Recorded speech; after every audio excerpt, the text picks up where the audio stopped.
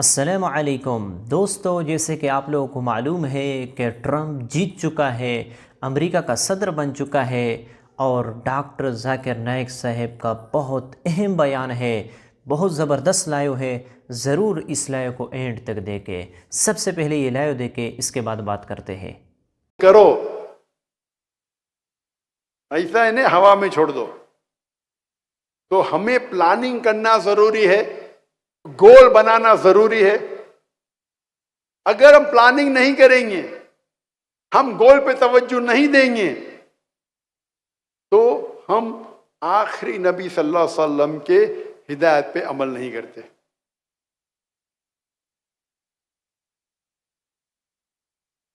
Goal setting बहुत अहम है, बहुत इंपॉर्टेंट है। और जो लोग मैनेजमेंट के कुछ कोशिश किए हैं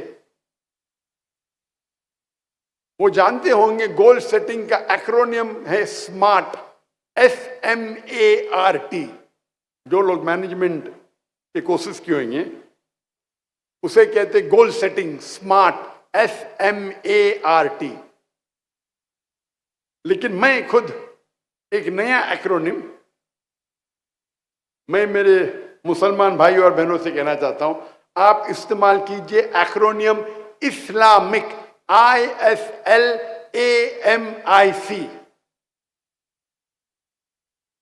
आई है इस्लामिक, मतलब आप जो भी गोल आपका है, आप देखिए क्या वो कुरान और हदीस से मिलता है। जो भी गोल आप सेटिंग कर रहे हैं वो मैच होना चाहिए कुरान के तालीमात से और सही हदीस की तालीमात से। जो तालीम अल्लाह ताला में देते हैं कुरान में, या आखिरी नबी मोहम्मद सल्लल्लाहु अलैहि वसल्लम देते सही हदीस में, उससे मैच होना चाहिए। अगर आपका गोल उससे मैच नहीं हो रहा है तो ये गोल आपके लिए कोई फायदे का नहीं है। मिसाल के तौर पे एक आदमी सोचता है कि मैं दुनिया की सबसे बेहतरीन शराब बनाऊंगा। गोल है उसका, विजन है, एम है।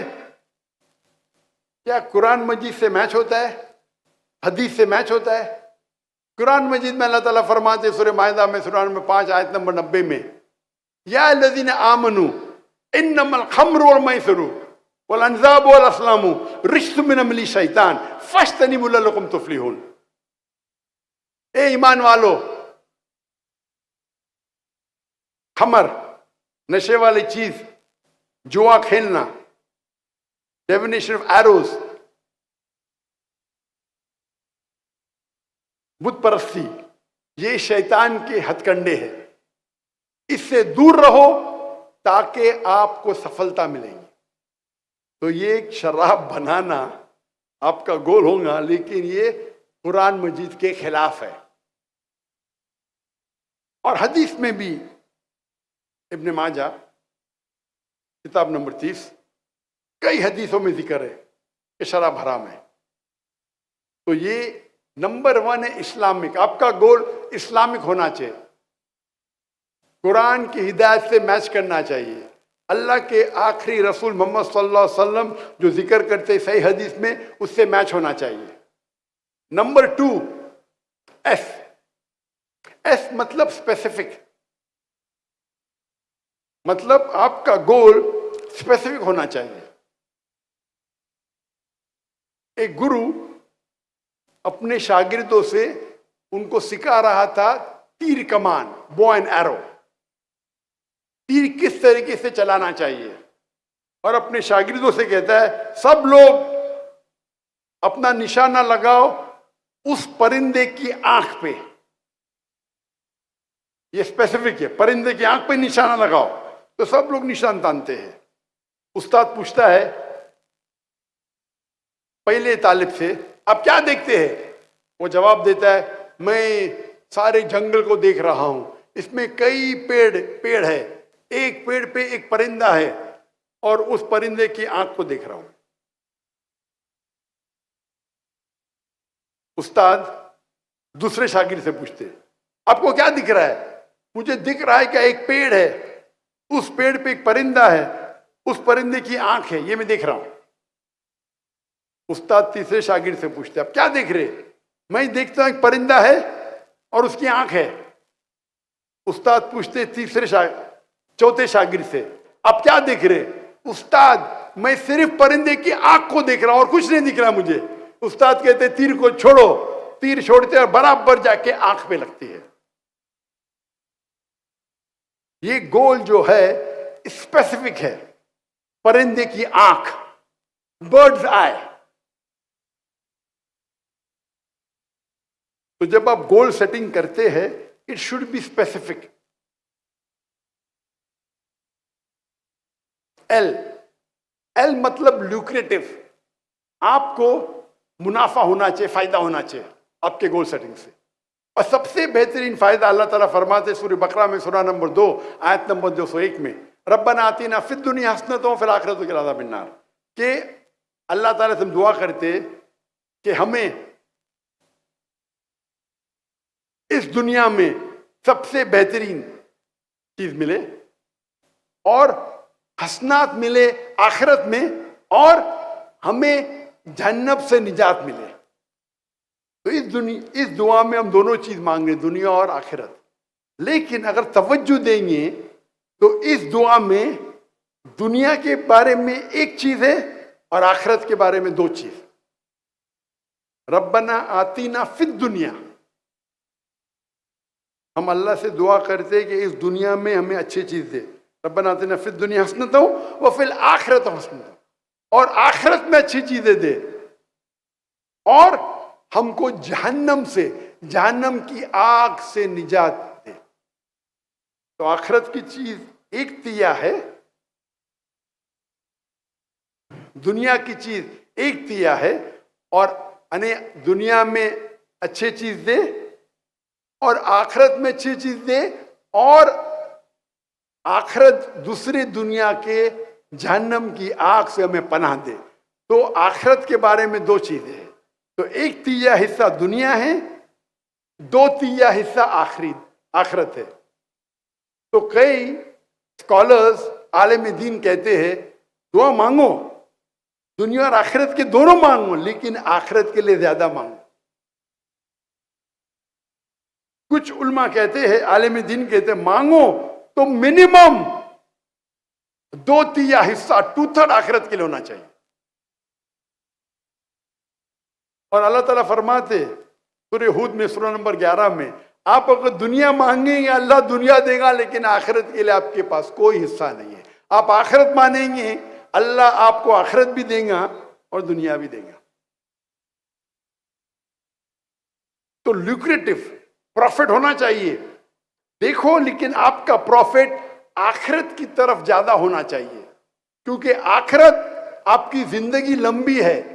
अल्लाह के रसूल फरमाते इस दुनिया में इंसान एक ट्रैवलर है, एक मुसाफिर है।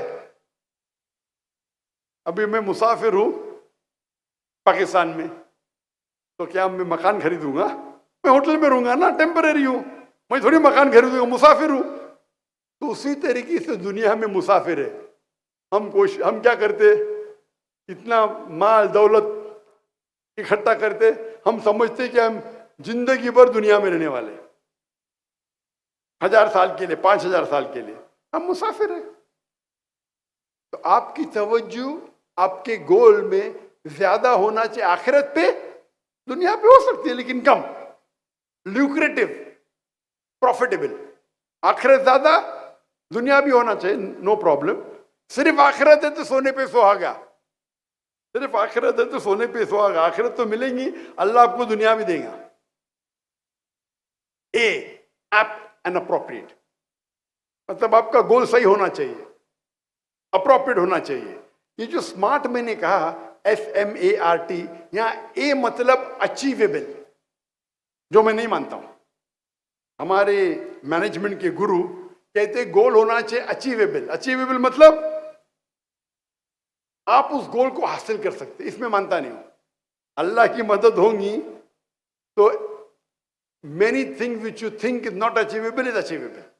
जो आप समझते हैं आपको हासिल नहीं हो सकती, अल्लाह की मदद होगी तो हासिल हो सकती। अल्लाह ताला फरमाते सूरह इमरान में, सूरह नंबर 3 आयत नंबर 160 में, अगर अल्लाह आपके साथ है तो कोई भी आपको हरा नहीं सकता है। अल्लाह आपको छोड़ देंगे तो कोई भी आपकी मदद नहीं कर सकता है। ए मोमिनो, अल्लाह पे भरोसा करो। तो अल्लाह की मदद आपके साथ है तो आपके लिए सारे गोल आसान है। तो ये अचीवेबल जो है, हमारे मैनेजमेंट गुरु कहते, मैं इसमें नहीं मानता, मैं कहता हूं अप्रोप्रिएट होना चाहिए। M means measurable. आपका जो गोल है उसको आप नाप सकते हैं, मेजर कर सकते हैं। अगर वो गोल मेजरेबल नहीं है तो गोल आपका बेबुनियाद है। मिसाल के तौर पे कोई शख्स कहेगा कि मुझे दुनिया की सबसे ऊंची इमारत बनाना है। गोल तो है ऊंची इमारत, मेजरेबल है, नाप सकते क्या नहीं? अब तय की करेंगे दुनिया की सबसे ऊंची इमारत कौन सी है? बुर्ज खलीफा। उसका हाइट क्या है? 834 मीटर्स। तो स्पेसिफिक 834 मीटर्स मेजरेबल है। 834 मीटर ऊंची है बुर्ज खलीफा दुबई में, दुनिया के सबसे ऊंची इमारत आज की तारीख में। अगर आपको उससे ऊंची बनाना है तो 835 बना दो, आपका रिकॉर्ड टूट जाएगा। तो मेजरेबल है, गोल को आप नाप सकते हैं।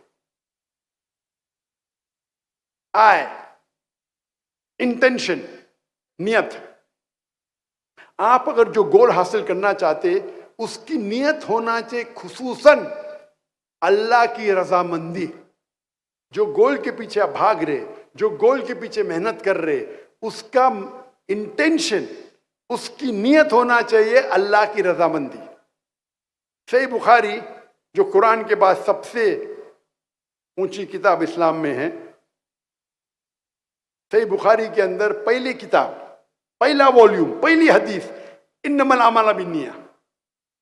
आपके जो भी अमल है आपके नियत पे दारोमदार है। तो आपकी नियत इस गोल को अचीव करने के लिए होना चाहिए अल्लाह की रजामंदी। अगर आपका इंटेंशन अल्लाह की रजामंदी नहीं है तो आपका ये गोल सही नहीं है, इस इंटेंशन। और आखिरी है C, Islamic, ISLAMI, C means consistent. मतलब आप कंसिस्टेंट होना चाहिए। ऐसा नहीं कि आज में पल में तोला पल में मासा, कंसिस्टेंट होना चाहिए लगातार।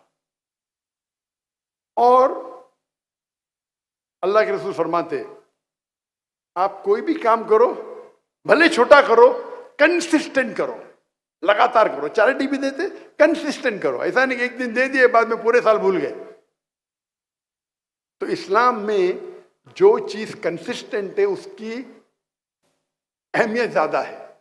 मिसाल के तौर पे आपका टारगेट है कि मैं इस रमजान में पूरा कुरान मजीद पढ़ूंगा, तो आपका टारगेट होना चाहिए 30 दिन है, 30 पारे है, 30 जुज है, मैं हर रोज एक जुज पढ़ूंगा, हर रोज एक पारा पढ़ूंगा। इंशाअल्लाह रमजान में पूरा कुरान मजीद आप पढ़ लेंगे। आप 2-3 दिन पढ़ेंगे फिर बंद कर लेंगे, तो कंसिस्टेंसी नहीं है। आपको कुरान मजीद का हिफ्ज करने का, आप अपने दिल पे लेंगे तो हर रोज मैं 5 पेजेस हिफ्ज करूंगा, या 3 पेजेस या 2 पेज, जो भी है, कंसिस्टेंसी। तो आपके गोल में अगर कंसिस्टेंसी रहेंगी तो इंशाअल्लाह आप सफलता पाएंगे। तो ये था एक्रोनियम इस्लामिक। और हमारे मैनेजमेंट गुरु एक लफ्ज है कि मैनेजमेंट ट्रेनिंग बहुत होते हैं और हम देखते कई किताबें लिखी गई, कई कोर्सेज अवेलेबल है। वो एक इंसान की मिसाल देते अक्सर, उसका नाम है उस लड़की का विल्मा रुडोल्फ।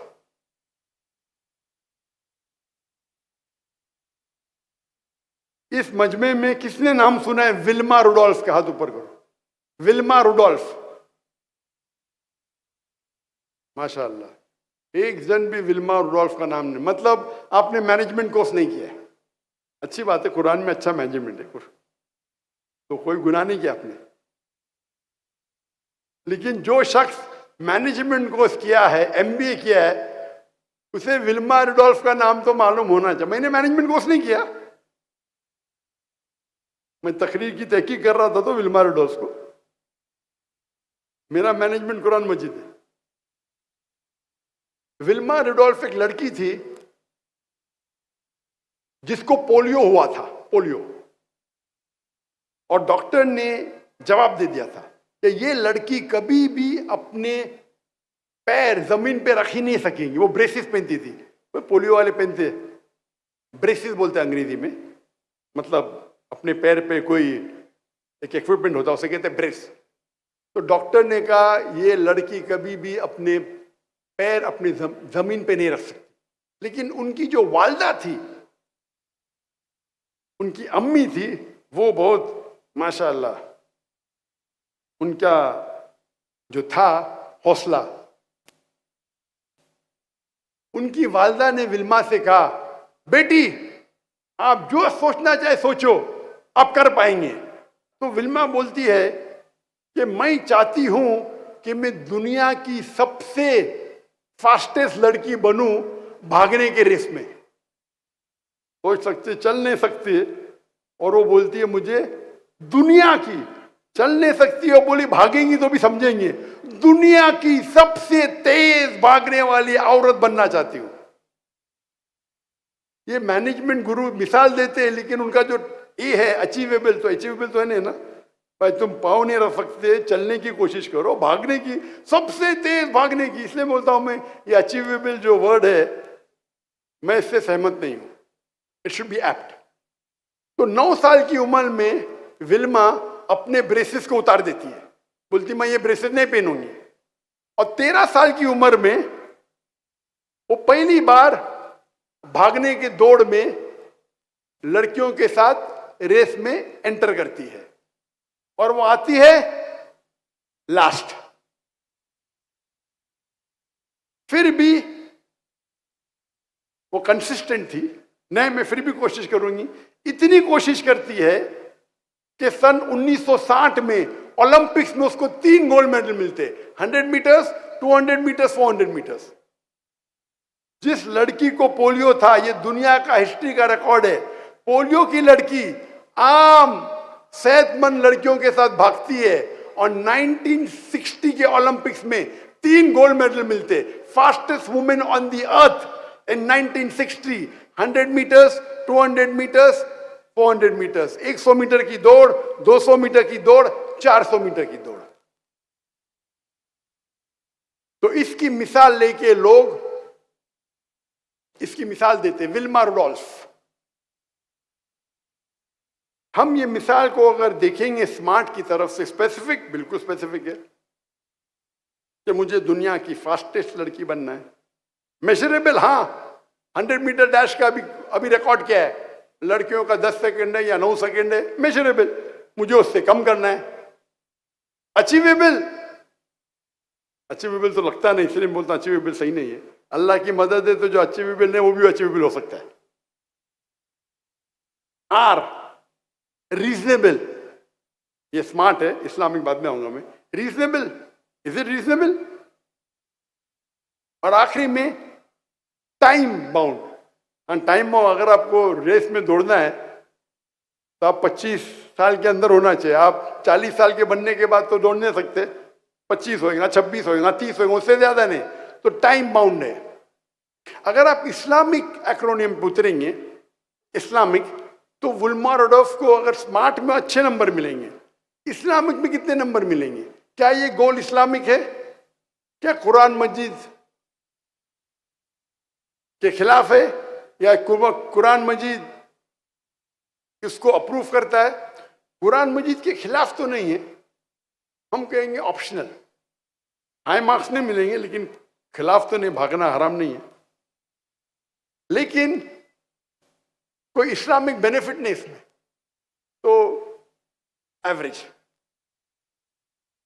स्पेसिफिक, बिल्कुल स्पेसिफिक था। ल्यूक्रेटिव, प्रॉफिटेबल दुनिया में, आखिरत में तो जीरो। आप अगर सबसे अच्छे भागने में, जन्नत में नंबर 1 मिलेंगे आपको, क्या पहली एंट्री थोड़ी मिलेंगी। आप अगर भागने में अच्छे हैं तो क्या जन्नत के दरवाजे पे पहले पहुंचेंगे? बिल्कुल नहीं। इस दुनिया में प्रॉफिटेबल हो सकता है, गोल्ड मेडल मिला, आखिरत में नो प्रॉफिट। ए अचीवेबल, अल्लाह की मदद हुई तो अचीवेबल। मेजरेबल, मेजर कर सकते हैं। रिकॉर्ड क्या है? 10 सेकेंड, उससे कम करो, 9 सेकेंड, उससे कम करो। आय इंटेंशन, क्या इंटेंशन अल्लाह की रजामंदी है? मुझे लगता तो नहीं, क्योंकि विल्मा रेडोल्फ मुसलमान तो थी नहीं, अल्लाह की रजामंदी की वजह से तो भागी नहीं हुई। सी कंसिस्टेंट, कंसिस्टेंसी थी, तो मार्क्स उसको एवरेज मिलेंगे। अभी हम कंपेयर करते हैं एक ऐसे शख्स से जिसने मेरी जिंदगी बदल दिया, उसका नाम है शेख अहमद दीदात। और शेख अहमद दीदात की हिस्ट्री पढ़ेंगे तो वो भी अल्हम्दुलिल्लाह एक मिसाल है। अहमद दीदात साहब, शेख अहमद दीदात, जिससे मुतासिर हुआ, जिसके वजह से मैं आज खड़ा हूं, आज आपके सामने खड़ा हूं मैं, जिसने मुझे इंस्पायर किया, वो शेख अहमद दीदात थे।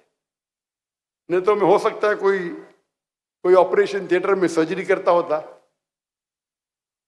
तो मैं दिल के डॉक्टर से रूह का डॉक्टर बन गया, अल्हम्दुलिल्लाह। From doctor of body to doctor of soul.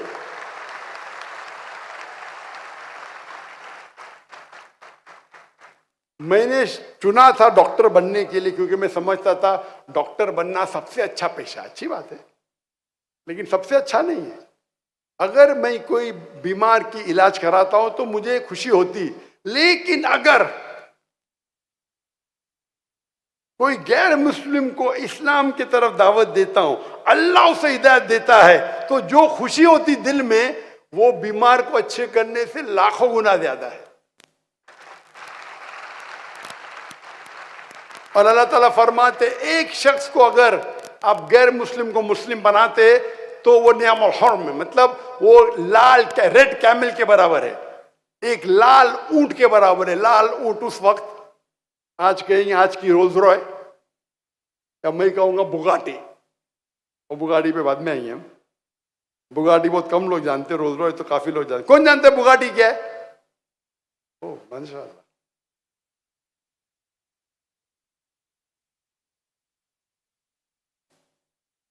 तो अगर आप शेख अहमद दीदात को इस मिसाल की गोल सेटिंग पे चेक करेंगे, इस्लामिक था। दीदात साहब सिर्फ 6ठी पास थे, सिर्फ 6ठी, स्कूल भी पास नहीं किया, सिर्फ 6ठी। उनकी माशरी हालत इतनी कमजोर थी कि बचपन से उन्हें काम करने लगा। वो इंडिया से, सूरत से, मुझे पता है कई मुसलमान यहाँ मेमन कौम गुजरात से है, तो शेख दीदात से तटकेश्वर से, गुजरात से थे, तटकेश्वर।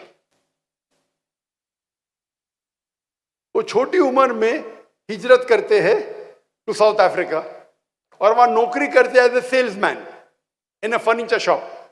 फर्नीचर की दुकान में सेल्समैन और ड्राइवर की नौकरी करते।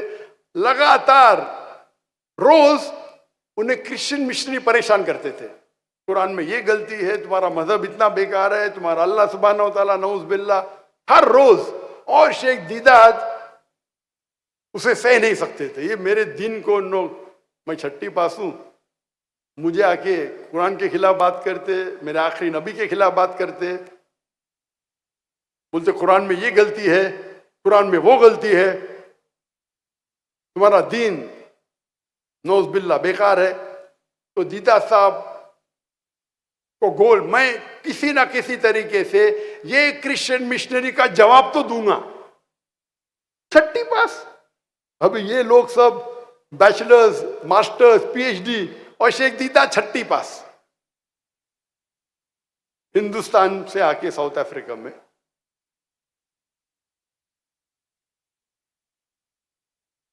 और अल्हम्दुलिल्लाह अल्लाह की मदद से उनको एक किताब मिली, इज़ारुल हक, जो रहमतुल्लाह करानवी ने लिखी थी। जो पादरी फेंडर के खिलाफ लिखी थी।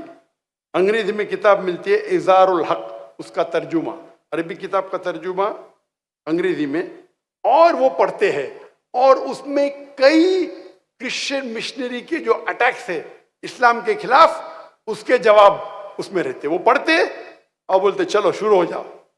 अकेले शख्स, छठी पास और कई क्रिश्चियन मिशनरी के साथ 1-to-1 डिबेटिंग शुरू। डिबेटिंग करते करते इतने मशहूर हो जाते क्या वो स्टेज पे बात करने लगते, फिर पादरी से डिबेट करते। 1980s में उनको रिक्वेस्ट आता है डिबेट करना रेवरेंड जिमी स्वैगट। रेवरेंड जिमी स्वैगट उस वक्त 1984-82 उस वक्त वो क्रिश्चियन मिशनरी के सबसे बिगेस्ट टेलीवेंजलिस्ट थे। वो स्टेज पे बात करने में दुनिया में सबसे माहिर थे। और दीदा साहब भी मशहूर हो रहे थे। और इस डिबेट के पहले वो आते पाकिस्तान में, डिबेट के चंद महीने पहले वो आते पाकिस्तान में।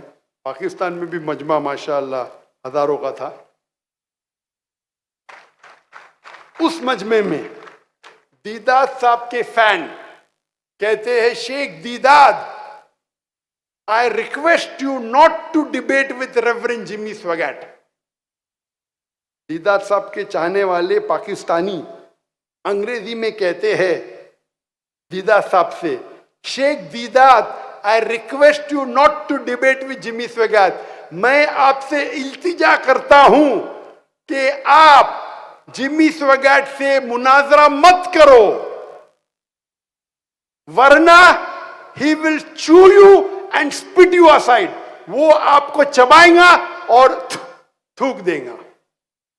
आप सोचिए दीदात का मन उस वक्त क्या। वो आता है पाकिस्तान में तकरीर करने के लिए, अभी भी तकरीर मौजूद है, और उसके चाहने वाले कहते मैं आपका फैन हूं, लेकिन मैं जिमी स्वैगट को जानता हूं, मेरी इल्तिजा है कि आप जिमी स्वैगट से डिबेट मत करो। वो दुनिया का सबसे माहिर स्पीकर है, वो आपको चबाएगा और थूकेगा।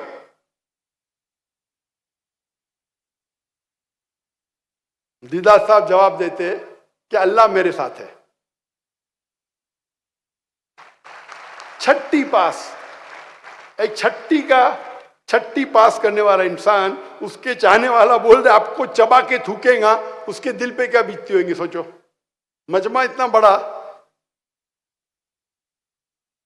मैं उस पाकिस्तानी को दोषी नहीं ठहरा रहा हूं, उसने दीदा साहब की मोहब्बत में कहा, लेकिन उसको पता नहीं अल्लाह ताला फरमाते सूरह इमरान में सूरह नंबर 3 आयत नंबर 54 में 54 में, मकरू मकर अल्लाह वल्लाहु खैरुल माकिरीन। इन लोग ने प्लान किया, काफिरों ने, अल्लाह ने प्लान किया, अल्लाह सबसे बेहतरीन है प्लान करने में। दीदा साहब जाते हैं लुइसियाना और डिबेट अभी भी मौजूद है, और वहां डिबेट करते, उसका टॉपिक होता है is the Bible God's word, क्या बाइबल खुदा का कलाम है। और उसके शहर में, जिमी स्वैगट के शहर में, उसके मजमे में उसके साथ मुनाजरा करते हैं और उसे शिकस्त देते हैं, अल्हम्दुलिल्लाह।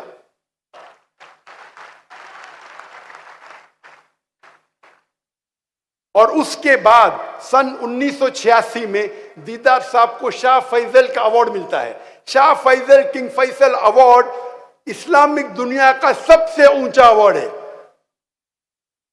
सन 1986 में शेख दीदात को शाह फैसल अवार्ड मिलता है, और उसके बाद शेख दीदात की जो शोहरत है वो दुनिया में और फैलती है। क्या उनने जिमी स्वैगट का मुकाबला किया और उसे शिकस्त दिया।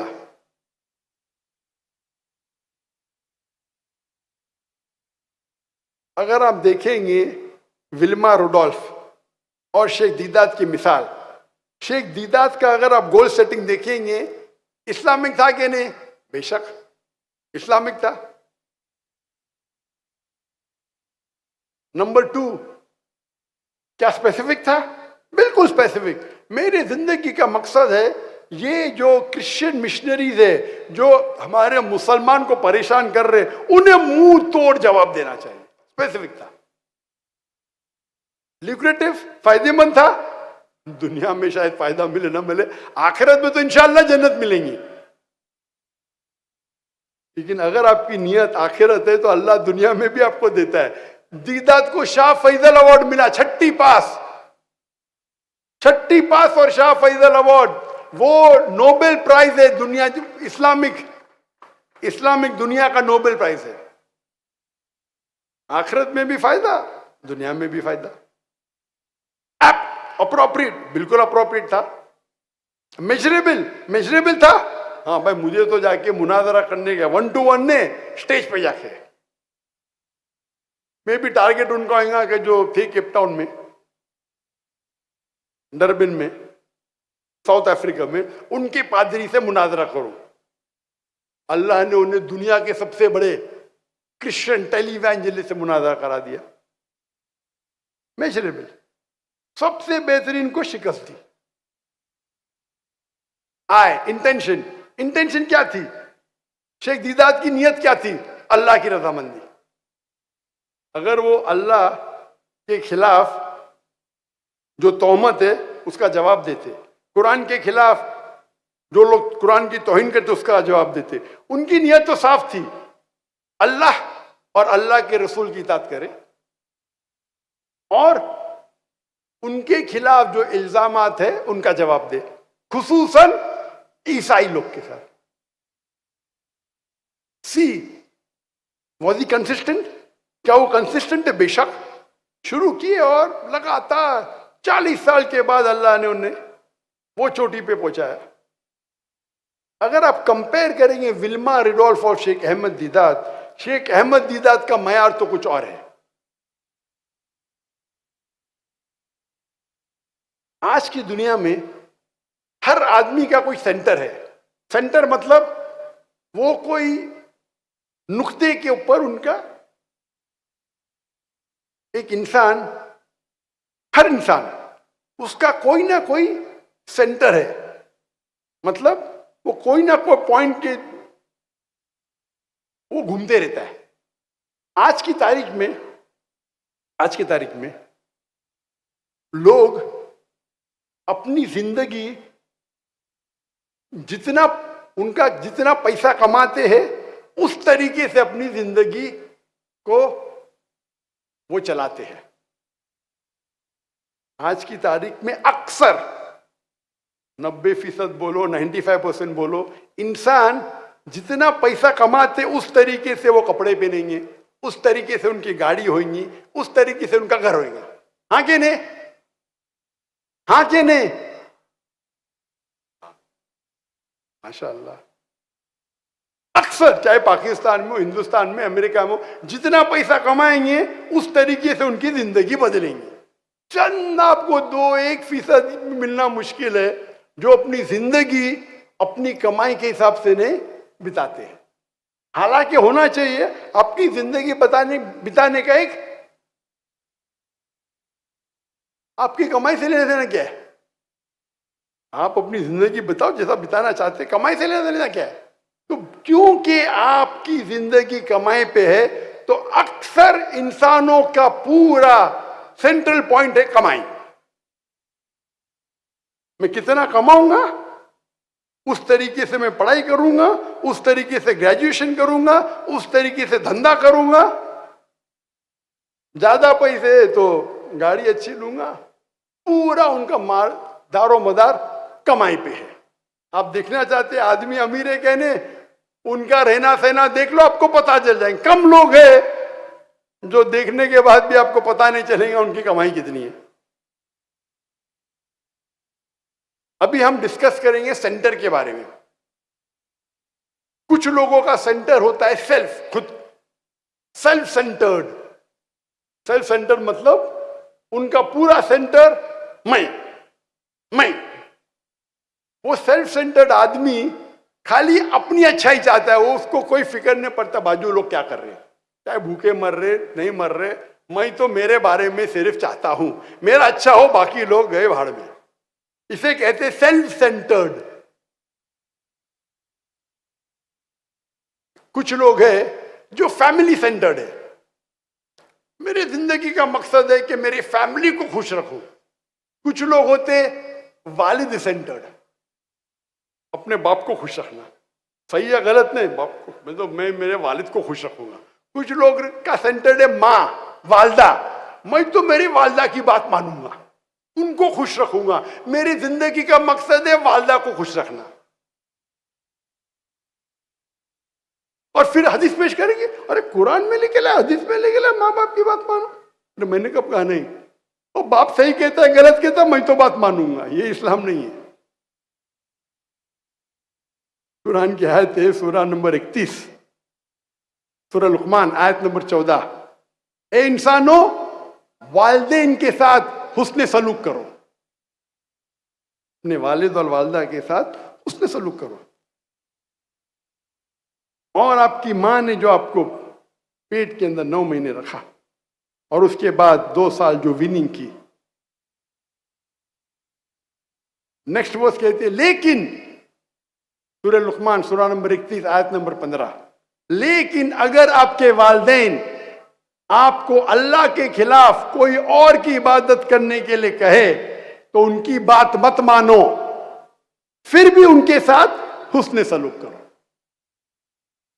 सबसे नंबर 1 पे आते अल्लाह, फिर अल्लाह के रसूल, उसके बाद वालिदैन। कोई प्रॉब्लम नहीं।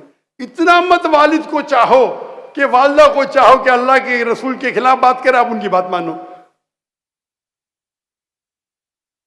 मेरे वालिद ये कहते, मेरे वालिद वो कहते, मैं वालिद इंतकाल हो जाता फिर भी वालिद के गुण गाते रहते। मैं बुरी बात नहीं, वालिद की इज्जत करो, मैंने कहता हूं मत करो, इज्जत दो, लेकिन अल्लाह और अल्लाह के रसूल से ज्यादा नहीं। इसे कहते पेरेंट सेंटर्ड। वालिदैन उनके लिए जिंदगी में टॉप। कुछ होते बच्चे सेंटर्ड, मैं तो मेरे बेटे को अमेरिका भेजूंगा। उनका पूरा मकसद बेटे को अमेरिका भेजना। किधर भेजना? किधर भेजना? जहन्नम भेजना।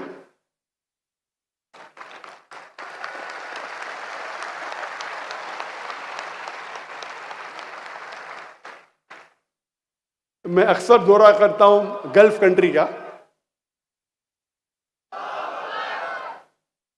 मैं गल्फ कंट्री का दौरा करता हूं और छह ममालिक में, तो नाम नहीं लूंगा, 6 के 6 ममालिक में करता हूं। और अक्सर, और वहां भी गल्फ कंट्री में तो माशाल्लाह पाकिस्तान हिंदुस्तानी तो है, लेकिन जो अरब है, अरबों भी मुझे चाहते हैं।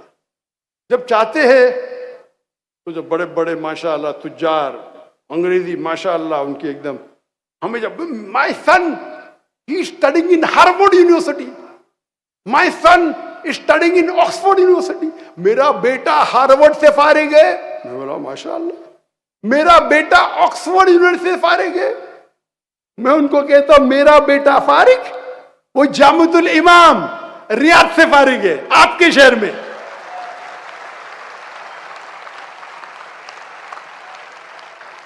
हिंदुस्तान में पैदा हुआ, बंबई में पैदा हुआ, बचपन से अरबी जबान सिखाई, अमेरिका नहीं भेजा, डॉक्टर ने बनाया, आपके मुल्क रियाद में भेजा, जो मेरे नजदीक की सबसे बेहतरीन इस्लामिक यूनिवर्सिटी है, जामिअतुल इमाम मोहम्मद बिन सऊद यूनिवर्सिटी।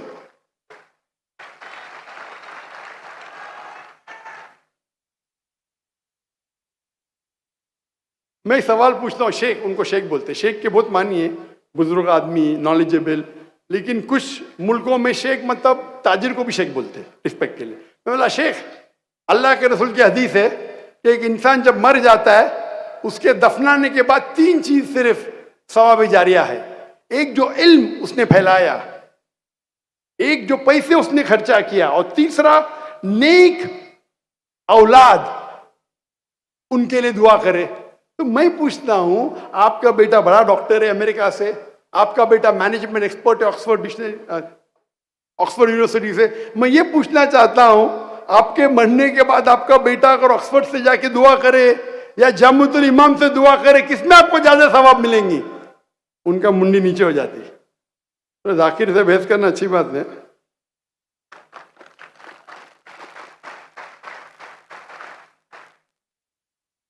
मेरे बेटे ने बचपन से स्कूल से हमारी स्कूल में 2 जबानों में तालीम हासिल की, अंग्रेजी और अरबी। जब ए लेवल पास किया यूके यूनिवर्सिटी की, मेरे दोनों बेटियां, मेरे बेटे फ्रॉम 3 साल की उम्र से अरबी और इंग्लिश जबान में पढ़ाई की है। बट ए लेवल पास करने के बाद ग्रेजुएशन मेरे बेटे ने सिर्फ अरबी में किया, अंग्रेजी में नहीं। मास्टर्स किया अरबिक में, अंग्रेजी में नहीं, क्योंकि मुझे अरबी जबान पे महारत नहीं है। मैं जानता हूं मेरी कमजोरी, मैं चाहता हूं कि मेरे बेटे को मैं मेरे से अच्छा बनाऊं। अच्छा बनाने के लिए तालीम काफी नहीं, नंबर 1 अल्लाह की मदद। तो तालीमात के सिलसिले में, फैसिलिटी के सिलसिले में मेरे से कम लाख गुना ज्यादा फैसिलिटी दिया मैंने, लाख गुना बेशक। लेकिन जब तक अल्लाह की आई मदद है, लेकिन जब तक जितनी मदद मुझे आए उतनी नहीं आएंगी, तो मैं कहता हूं कि अल्लाह पे भरोसा करो, अल्लाह पे ईमान लाओ, अल्लाह पे तकवा करो। आप यूनिवर्सिटी आपको माहिर नहीं बनाएंगे, वो तो डिग्री है बस लोग को दिखाने के लिए। शेख दीदात के पास कोई डिग्री नहीं थी,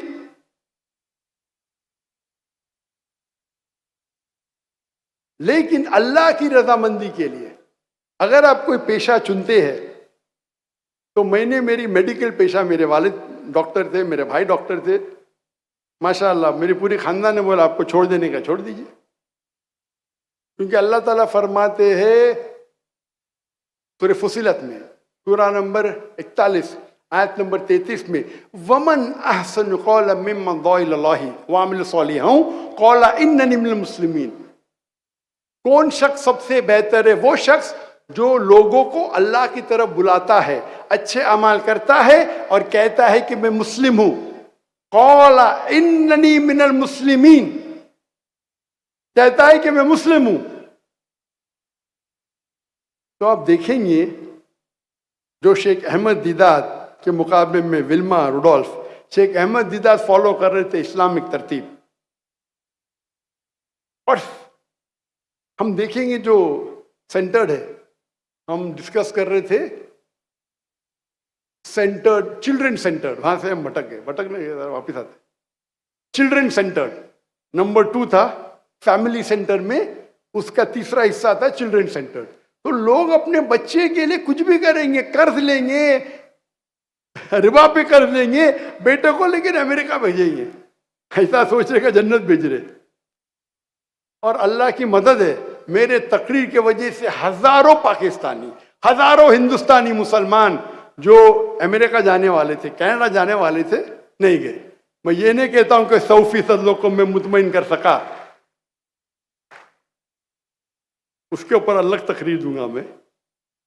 नहीं, वो पाकिस्तान मुल्क में बहुत खराबी है, ये है वो है। मैं बोला जो भी खराबी है अमेरिका से अच्छी है।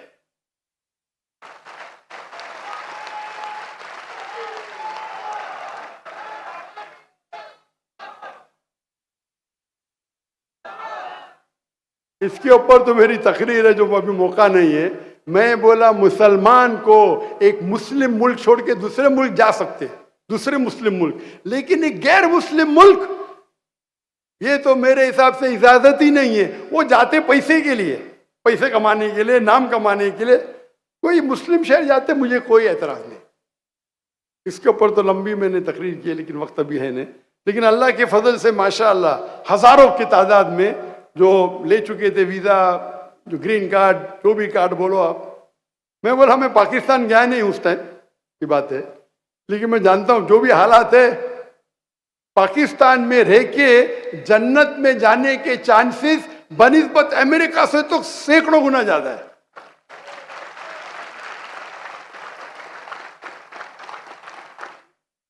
तो ये हम कह रहे थे चिल्ड्रन सेंटर, यानी बच्चे को जहन्नम में डालने के लिए आप कुछ भी करेंगे।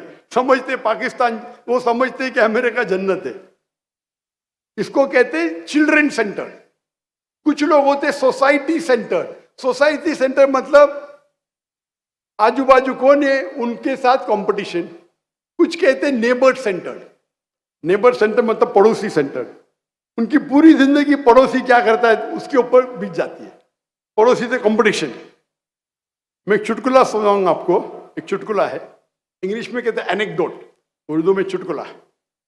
एक बार एक फरिश्ता आता है और एक इंसान से पूछता है, आप जो भी चाहेंगे मैं आपकी मुराद पूरी करूंगा, एक शर्त है। क्या शर्त है?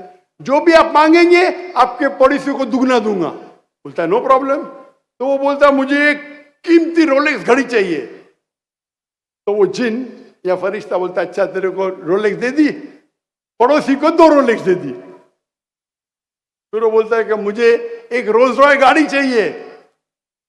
तो वो जिन या फरिश्ता उसको रोल्स रॉय गाड़ी देता है, पड़ोसी को 2 रोल्स रॉय गाड़ी देता है। गोस्ट या खुले मैन जो भी है, फैंटम और हाई लेवल की। फिर वो बोलता है मुझे 10 बेडरूम का बंगला चाहिए। फरिश्ता उसको दे देता है, उसके पड़ोसी को 2 बंगला देता है 10-10 बेडरूम के। वो बोलता है क्या हो रहा है ये? वो फरिश्ते बोलते एक आखिरी ख्वाहिश। क्या है? मेरी आंख फोड़ो, एक आंख फोड़ दो।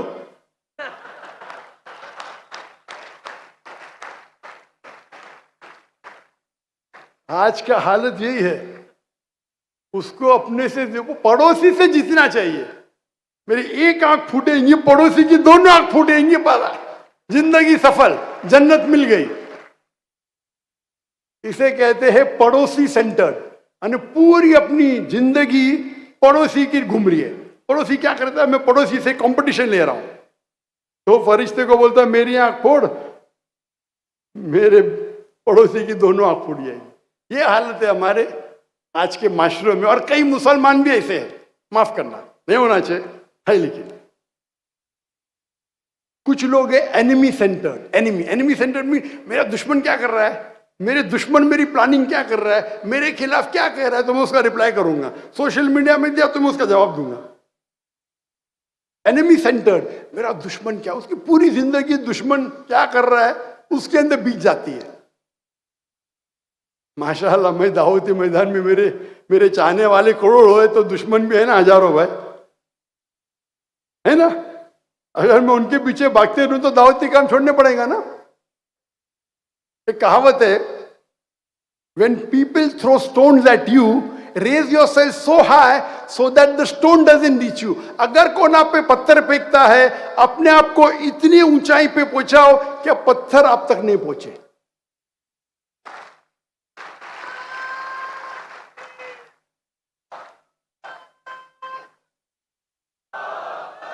अगर कोई आप पे पत्थर फेंकता है, पत्थरबाजी मत करो, अपने आप को इतना ऊंचा पहुंचाओ कि पत्थर आप तक नहीं पहुंचे। एक दूसरी कहावत है, अगर कोई आप पे ईंट फेंकता है, ईंट को जमा करो, आपकी इमारत बनाओ। मेरा उसूल है, कोई भी मेरे खिलाफ बात करता है मैं जवाब नहीं देता हूं। अगर खिलाफ बात करता हूं, मैं मेरी टीम को बोलता हूं देखो भाई इसमें कुछ मेरे लिए सीखने के लिए है क्या। हो सकता है कि 100 में से एक आदमी कुछ सही बोल रहा है। मेरी टीम को बोलता हूं मैं आप तहकीक करो, मुझे टाइम नहीं है। अगर तहकीक में मिल गया कि मैंने गलती किया तो बोलो भाई, मैं उस पर सुधर जाऊंगा। मैं इंसान हूं, गलती कर सकता हूं, लेकिन मैं पत्थरबाजी में नहीं मानता हूं, टाइम ही नहीं है। इस्लाम को प्रोटेक्ट जवाब देने का टाइम नहीं। अभी मेरे खिलाफ, और मैं कह चुका हूं परसों, अगर कोई कुरान और कोई हदीस में आयत नहीं है कि डॉक्टर जाकिर नाइक के खिलाफ कोई बात करेगा तो जन्नत में नहीं जाएगा, तो कोई मुसलमान भी मेरे खिलाफ बात करता हूं, बोलता आओ भाई मेरे मंच पे आके बात करो। मेरे खिलाफ बात करेंगे तो भी जन्नत में जा सकते। मैं कोई कुरान की आयत नहीं जानता हूं, कोई हदीस नहीं जानता हूं जिसमें लिखा है कि डॉक्टर जाकिर नाइक के खिलाफ बात करेंगे तो जन्नत नहीं जाएंगे। मेरी शर्त है कि अल्लाह और अल्लाह के रसूल पे कायम रहो, अल्लाह की तारीफ करो, अल्लाह के रसूल की बात मानो। आप मेरे मंच पे बात कर सकते हैं। तो उसको कहते हैं एनिमी सेंटर्ड। अपना तीसरा तो खत्म हो गया, सोसाइटी सेंटर्ड।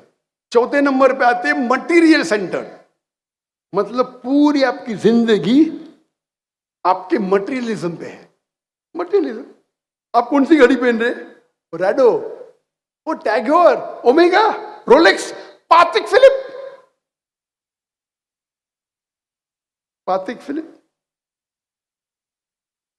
रोलेक्स तो सब लोग जानते हैं, पातिक फिलिप। आपका कौन सा डायल है, आपका बेसिल क्या है, गोल्ड प्लेटेड है, डायमंड स्टडीड है, उनकी गुफ्तगू वही है बस। उनका जो पास्ट टाइम है क्या मटेरियलिज्म पे, कौन सा जूता पहने, वो एलवी का, लुई विटॉन का, वो बैली का, कौन सी पहने, मॉन्ट ब्लैंक की। आगे जाएंगे तो गाड़ी कौन सी आपके पास, BMW, मेरे पास तो मर्सिडीज है, एस क्लास, S450, मेरे पास मेबैक है, मेरे पास पॉश गाड़ी है, बेंटले, लंबोर्गिनी। ये समझते हैं। और कोई भी इंसान कितना भी मटेरियलिज्म चाहे करो, कभी भी खुशी नहीं है। हर एक का लेवल होता है, आपका ब्रैकेट क्या है, कौन से लेवल पे। और अल्लाह ने मुझे माशाअल्लाह तौफीक दिया, मैं तो भाई गरीब इंसान झाड़ू वाले के साथ रहता हूं और बादशाह के साथ भी टाइम गुजारा हूं, बिलियनियर के साथ टाइम गुजारा हूं, गरीब इंसान के साथ टाइम गुजारा हूं। आप हाई लेवल आपका हाई जाएगा। आपके पास यॉट कौन सी है, कितनी बड़ी है, आपके पास प्लेन कौन सी है, प्राइवेट जेट प्लेन है, कितनी इंजन की है, गल्फ स्ट्रीम है। ये तकरीर में क्या था बंबई में 2009 में हमारे पीस कॉन्फ्रेंस में। अब माशाअल्लाह फ्रंट रो पे तो कई बिलियनर थे दुनिया भर से, पाकिस्तान से नहीं थे, मगर पाकिस्तान लोग बंबई नहीं आते। आपके पास घड़ी होंगी तो एक घड़ी नहीं होंगी, 4, 5, 10 घड़ी होंगी लिमिटेड एडिशन की। मैं आज घड़ी पहना तो कल वो शख्स वापस आने वाला है, सेम घड़ी तो पहन नहीं सकता हूं ना, वो देखेगा। मेरी घड़ी 1400 रुपए की, $30 की, सेम टाइम दिखाती है। इनकी घड़ी $10,000, $20,000। अल्लाह ने मुझे तौफीक दे, सब मुझे गिफ्ट मिले, रोलेक्स मिले, सब मिले, LV बैग भी मिली, मॉन्ट ब्लैंक भी मिली, कभी पहनता ही नहीं हो।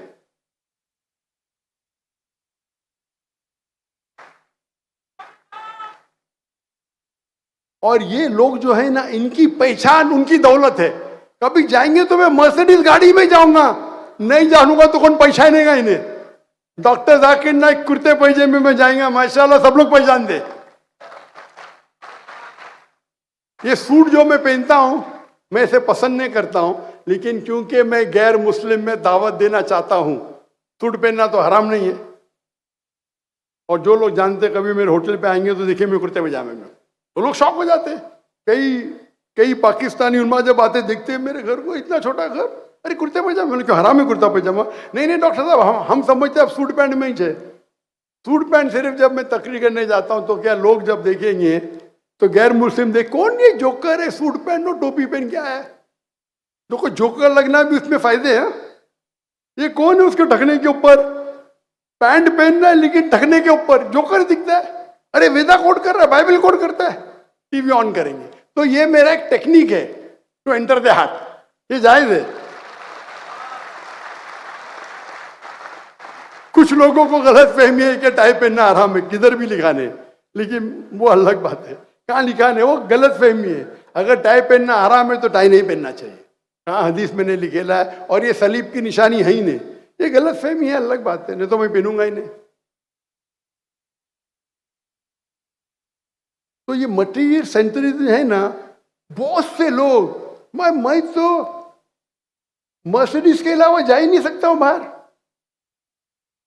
क्योंकि अगर वो कोई 5 स्टार होटल में जाएंगे चलते हुए तो कौन उनका एंटर भी करने देगा नहीं। उनकी पहचान उनकी गाड़ी है, वो गाड़ी को एंटर करने दे रहे, आदमी को नहीं। मेरी पहचान है मेरा दीन इस्लाम, मेरी पहचान है मैं दाई हूं। आपको मुझे वेलकम करने का मैं आऊंगा, मुझे मेरे गाड़ी को वेलकम मत करो। अल्लाह ने अल्हम्दुलिल्लाह सुम्मा अल्हम्दुलिल्लाह, भले मैं दाई हूं, मैं ताजिर भी हूं, महीने में 2-3 दिन तिजारत करता हूं, अल्लाह ने करोड़ रुपया दिया मुझे, मेरे पास ताकत है कि मैं खुद रोल्स रॉयस खरीद सकूं। लेकिन क्या रोल्स रॉयस से मैं अच्छी मिसाल कायम करूंगा? लोग जानते नहीं मेरे पास अल्लाह ने बहुत दौलत भी दी है। बहुत से लोग कहते हैं अगर फुल टाइम बिजनेसमैन बनेंगे तो बिल गेट से ज्यादा पैसा। अरे बिल गेट के साथ जहन्नम थोड़ी चाहिए मुझे यार, मुझे क्यों गाली दे रहे आप? बिल गेट बन के मैं जहन्नम में जाना क्या है? आप क्या लेक्चर सुन रहे मेरा? मेरा मयार है भाई, मैं सिर्फ टोयोटा गाड़ी में घूमूंगा, वो भी इनोवा मैक्सिमम। मैं कोई भी ब्रांडेड चीज नहीं पहनता हूं, सब गिफ्ट मिले, एलवी गिफ्ट मिली, लुई विटॉन मिली, मॉब्लैंक मिली, रोलेक्स सब मिले, लेकिन इससे मैं मैार को नीचे क्यों करूं? क्यों मैार को नीचे करूं? बहुत से बार प्राइवेट जेट में मैंने सफर किए, मैं बोलता हूं भाई प्राइवेट जेट में क्यों भेज रहे, वो मैं तो इकोनॉमिक क्लास में ट्रैवल करता हूं, उतना पैसा मेरे इदारे को डोनेशन दो।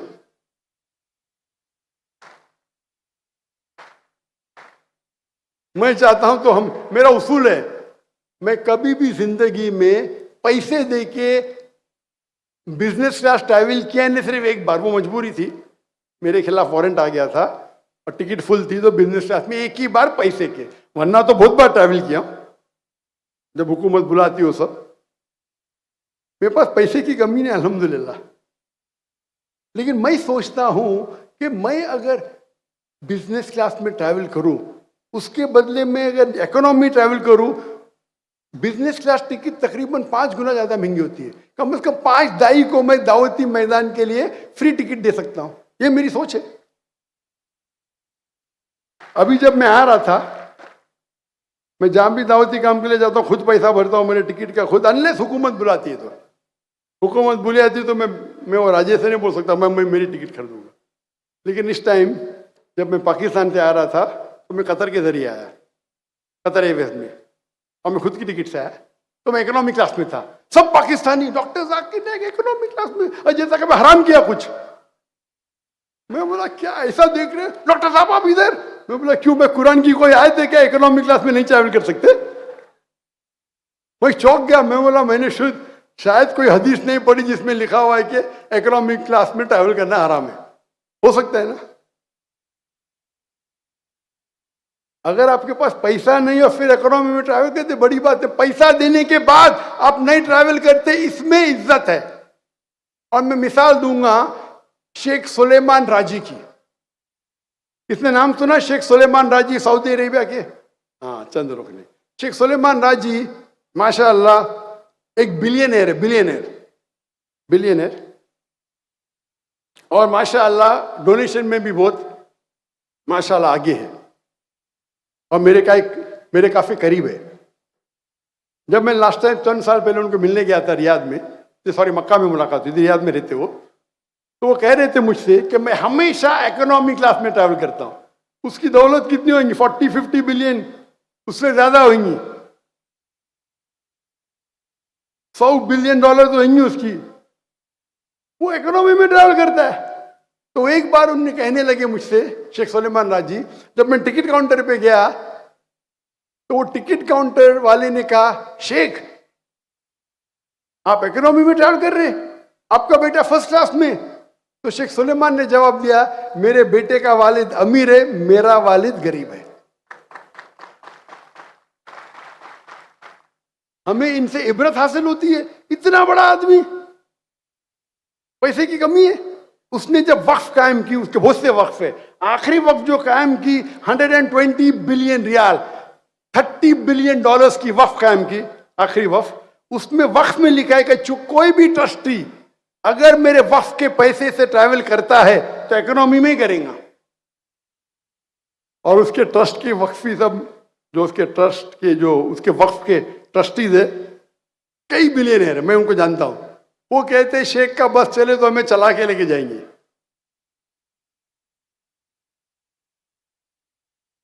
और हमारे लोग अगर बिजनेस क्लास की टिकट फिल हो तो इकोनॉमिक में ट्रैवल नहीं करेंगे। कुछ लोग को तो आदत है सिर्फ प्रेसिडेंशियल सूट में रहने की, होटल में जाएंगे प्रेसिडेंशियल सूट नहीं है, हम ये होटल में नहीं रहेंगे। उनकी पहचान उनकी दौलत है, दौलत जाएंगी कौन पूछेगा भी नहीं, थूकेगा भी नहीं आप पे। आपकी पहचान आपका दीन बनाओ, आपकी ईमानदारी बनाओ, आपका हुनर बनाओ।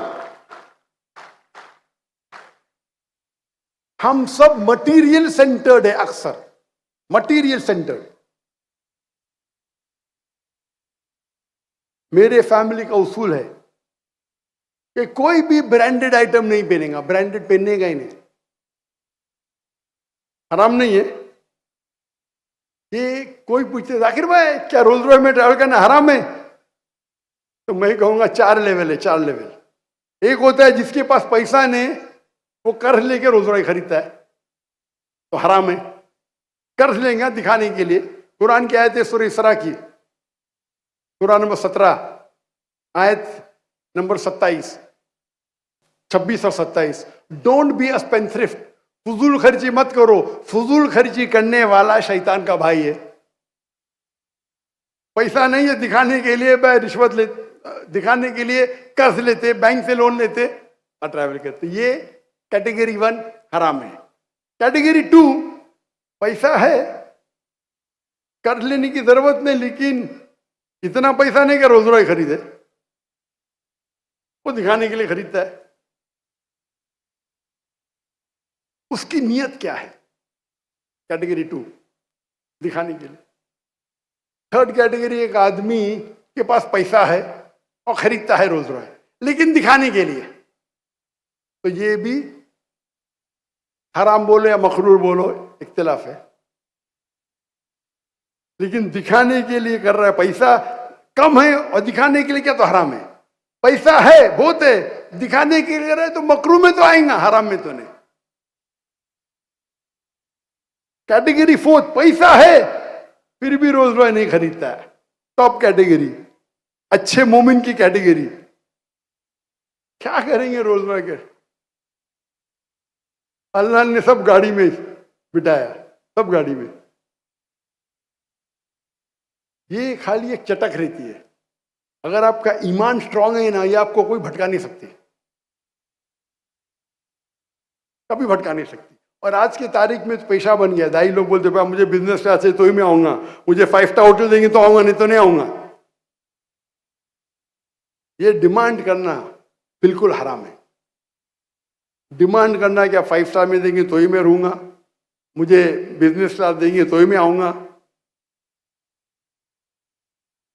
इतने पैसे देंगे 1 लेक्चर के लिए फिर ही आऊंगा। पैसा मांगना अगर लेवल के हिसाब से तो हराम में नहीं आएगा, पैसा ले सकते हैं, लेकिन इतना मत मांगो। लेकिन अफजल है नहीं मांगना। आप सोचिए अल्लाह के रसूल और साहबा अगर पैसा लेते थे तो क्या दीन हम तक पहुंचता था? लेना हराम नहीं, अल्लाह की हदीस से ले सकते हैं, कुरान पढ़ाने के लिए ले सकते, पैसा रुकिया करने के लिए ले सकते, जायज है। लेकिन जो लोग को अल्लाह ने पैसा नहीं दिया वो लेते, मुझे कोई हर्ज नहीं। अल्लाह ने आपको पैसा दिया, आपको और पैसा बनाने के। मेरा तो उसूल है कोई भी टिकट चार्ज करेगा तो मैं पाऊंगा ही नहीं। एक पाकिस्तानी कभी टेक्स्ट कर रहा था, जाकिर भाई आपके लेक्चर के लिए पाकिस्तान में 5000 रुपया रखा। मेरा कौन रखा भाई? अरे आप जानते ही नहीं जाकिर भाई को। दुनिया में कि पहले बार वो 1993 में था जब कनाडा गया तो लोग चार्ज करते थे।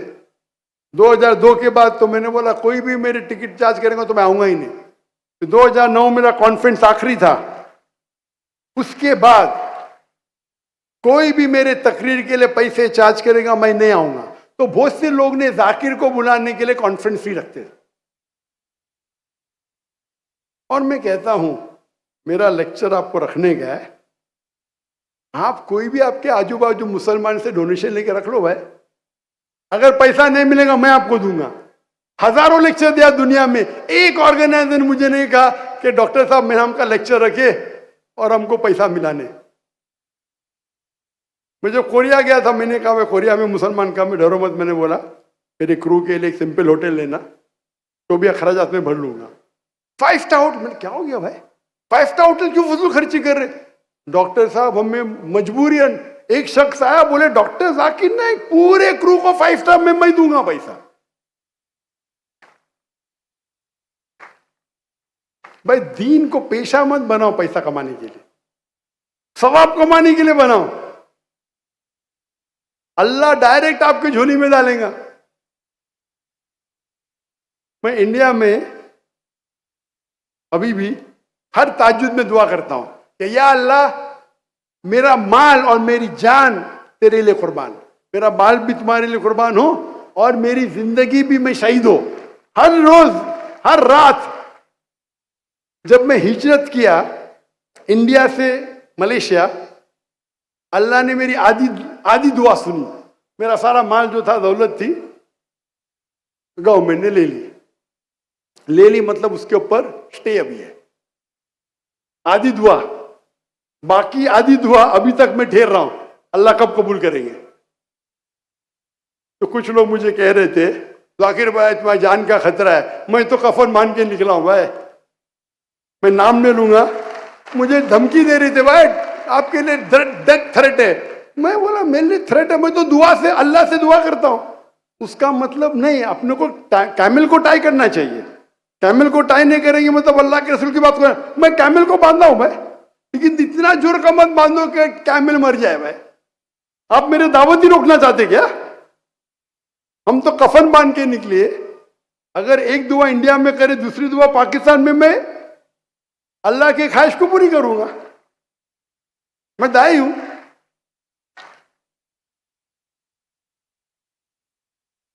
जब मैं दुआ करता हूं अल्लाह से कि जो कौम का पैसा जो अटक गया इंडिया में, उसके लिए अल्लाह करे वापस मिले, लेकिन मैं मेरी दौलत के लिए कभी दुआ नहीं करता हूं। लोग बोलते क्यों जाकिर भाई, हराम है क्या? अरे मैंने दुआ करके मेरी दौलत गई भी अल्लाह के राम में, वापस लाने को सवाब ही नहीं मिलेगा मुझे। मैंने अल्लाह से दुआ करी मेरी दौलत चले जाए, कैसा दुआ कर सकता वापस मिले? ये तो गलत होगा ना। तो जब मैं दुआ करूं अल्लाह के लिए कि मुझे शहादत की मौत मिले, तो मुझे डर क्या है? एहतियात लूंगा जितना लेना चाहिए, लेकिन मैं दावत के काम तो ही रोक सकता हूं। मैंने फिर से तिजारत शुरू की मलेशिया से, फिर से अल्लाह ने दौलत दे दी, अल्हम्दुलिल्लाह फिर से दौलत दी। अल्लाह ताला मालिक है। मैं दूसरे के सामने हाथ क्यों फैलाऊं? क्यों फैलाऊं मैं दूसरे के सामने हाथ? अगर हाथ फैलाने का तो मेरे मौला के सामने फैलाऊंगा ना। तो ये आता है मटीरियल सेंटर। कभी भी अपनी दौलत को अपना सेंटर मत बनाओ। इसीलिए अल्लाह के रसूल की हदीस है, जो लोग अमीर है उनसे जन्नत में आने के लिए और पूछताछ होगी। इवन साहबा, जो साहबा अमीर है उनको जन्नत में एंट्री होने के लिए और पूछताछ होगी, जो गरीब है उनको आसानी से। मैंने कहता हूं दौलत एक इम्तिहान है, इतना है। अक्सर लोग दौलत की वजह से इस्लाम के दूर जाते। कुछ चंद लोग हैं जैसे शेख सुलेमान राजी, उनकी मिसाल है कि दौलत की वजह से अल्लाह के करीब आ रहे। और माशाअल्लाह पाकिस्तान में तो माशाअल्लाह, पाकिस्तान मुल्क भरे मिस्कीन होगा, लेकिन माशाअल्लाह तुज्जार तो बहुत है। मैं हमेशा कहता हूं कि अगर अल्लाह ने आपको दौलत दी है तो इस्लाम में 2.5% फर्ज है, वो मिनिमम है। कहाँ कुरान में लिखा ज्यादा देंगे तो अल्लाह आपको गुनाह देंगे, ज्यादा देंगे तो और आपको सवाब देंगे। मैं हमेशा कहता हूं आप धंधा करते हैं ना, अल्लाह को अपना पार्टनर बनाओ, अल्लाह को अपना पार्टनर बनाओ। जब मेरे बेटे ने 2 साल पहले शुरू किया तिजारत, मैंने कहा अल्लाह को पार्टनर बनाओ, लेकिन अल्लाह को छोटा पार्टनर तो बना नहीं सकते, तो मिनिमम 51% प्रॉफिट अल्लाह के राह में देना, मिनिमम। उससे कम देंगे तो तुम अल्लाह से बड़े कब हो गए भाई। अल्लाह को अपने धंधे का पार्टनर बनाओ। मैं कितना देता हूं बोल नहीं सकता हूं, मैं वेटरन हूं, मैं तो पुराना आदमी हूं। मेरा बेटा नया नया धंधा शुरू किया, मिनिमम 51%। ये कोई फतवा नहीं भाई, ये तो बोलेंगे जाकिर भाई फतवा है कि 2.5% मिनिमम है ज़कात का। लेकिन अगर आप अल्लाह के करीब आना चाहते, आप अगर देखेंगे कि हज़रत उमर रज़ियल्लाहु अन्हु, उनने अपनी आधी दौलत दे दी। जब अल्लाह के रसूल ने पूछा आपने क्या छोड़ा घर पे? घर पे आधी दौलत, आधी यहां दी। हज़रत अबू बकर आया, उनने अपनी दे दिए दौलत। आपने घर पे क्या छोड़े? मैंने घर पे अल्लाह और अल्लाह के रसूल को छोड़ा, 100% दे दी।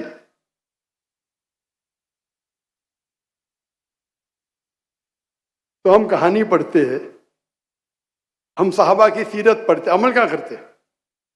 चंद लोग हैं शेख सुलेमान राजी जैसे, तो जितना आप अल्लाह को देंगे अल्लाह आपको मिनिमम 700 गुना वापस करेगा। 70,000%। कितना परसेंट?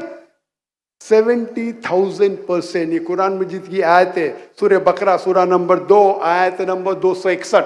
अगर आप एक दाना डालेंगे अल्लाह के राह में, अल्लाह आपको 7 बूटे देगा, हर बूटे पे 100 दाना, एक दाने का 700 दाना, 70,000% इन बिजनेस टर्मिनोलॉजी।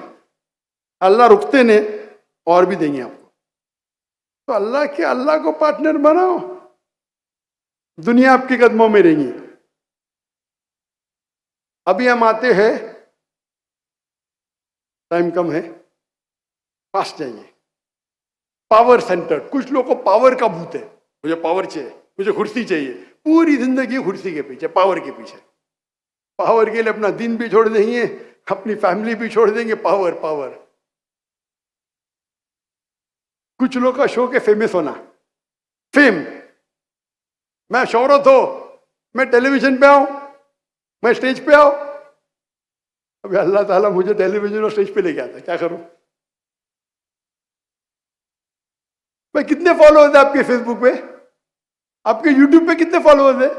पूरी जिंदगी भर फेम फेम फेम। सबसे मशहूर इंसान कौन है दुनिया में? आखिरी नबी मोहम्मद सल्लल्लाहु अलैहि वसल्लम। वो फेम के पीछे भागा ने, अल्लाह ने फेम को उसके पीछे भगाया। मिसाल बाद में दूंगा। तो आप अल्लाह के राह में जाओ, ये सब आपके पीछे भागेंगे। मैं हकलाता था, कौन अगर मुझे पूछेगा मेरा नाम क्या, मैं मेरा नाम दाकिर है। ख्वाब में सोच सकता था सबसे बेस्ट डॉक्टर बनूंगा, कभी सोचा ही नहीं कि 25 लोग के सामने तकरीर करूं। आज अल्लाह ने हजारों लाखों के सामने, मिलियन लोग के सामने तकरीर कराते लाइव। हाज़ा मिन फज़्ल रब्बी। माशाअल्लाह, मैं परसों की तकरीर में कह रहा था कि मुझे शैडो बैन किया गया। कुछ लोग मौजूद थे। शैडो बैन मतलब मेरे फॉलोइंग को कम कर देती है। ये पूरी जो सोशल मीडिया है ना, पूरी कंट्रोल्ड है यहूद से। तो पहले एक साल में मेरे फॉलोअर्स 4 मिलियन होते थे, अभी एक साल में 50,000 ही होते, 1 लाख होते। खुशी की बात बोलूं मैं, अभी जो इन्हें पढ़े ना, doctor Zakir Naik Facebook 23.9 million, ये 1 साल से चल रहा है। YouTube 3.8 million. खुशखबरी, पाकिस्तान में 3 दिन रिया माशाअल्लाह 24 मिलियन क्रॉस कर दिया। मेरा यूट्यूब 4 मिलियन के ऊपर। क्या कहना चाहता हूं, जब भी ज्यादा तादाद में आती है तो उनका जो एल्गोरिथम भी प्रोपोर्शनेटली ऊपर देता है। नहीं तो जाते थे 5-10 मिलियन, कम से कम 2 लाख तो हो गए 3 दिन में। आप समझ रहे ना? इस शैडो बैनिंग मतलब वो चाहते नहीं कि आप ऊपर बढ़े, तो जो भी आपकी ग्रोथ है उसको 5% कर देते। लेकिन 5% में माशाल्लाह 2 लाख हो गई 3 दिन में, माशाल्लाह। तो रिवाइज करने पड़ेगा। 24 million on the Facebook and more than 4 million on the YouTube. लेकिन ये आखिरत में कोई फायदा नहीं जब तक आप आपके फॉलोअर्स को अल्लाह के करीब नहीं लेके आते। अगर आप डांस सिखाएंगे, फॉलोअर्स को दूर लेके जाएंगे, आपको जहन्नम की एंट्री मिलेंगी। अगर आप लोग को अल्लाह की तरफ लेके आते, अल्लाह के रसूल की तरफ लेके आते, इंशाअल्लाह आपको जन्नत की टिकट। हमें कोशिश करना चाहिए कि हमें जन्नत का पासपोर्ट मिले। Fame centred, power centred, workaholic. सबसे बेस्ट सेंटर्ड कौन सा है? सबसे best centred for passport for जन्ना इज अल्लाह सेंटर्ड। अगर आप अल्लाह सेंटर्ड है, अल्लाह ताला सब आपको देगा, सब। अगर आप अल्लाह सेंटर्ड है, अगर आप अल्लाह सेंटर्ड है, तो आता है ना सेल्फ सेंटर्ड। अल्लाह ताला आपको वो ओहदे पे पहुंचाता है कि अल्लाह आपको दौलत भी दे देता है। अगर आप अल्लाह सेंटर्ड है, आपके बच्चे लोग को बेस्ट बनाता है, आपके अहलिया को बेस्ट बनाता है, आपके वालिदैन को बेस्ट बनाता है। मेरे वालिद अल्हम्दुलिल्लाह, अल्लाह उनको जन्नत नसीब फरमाए, माशाल्लाह फुल सपोर्ट था दाई बनने में। और मुझे कहते थे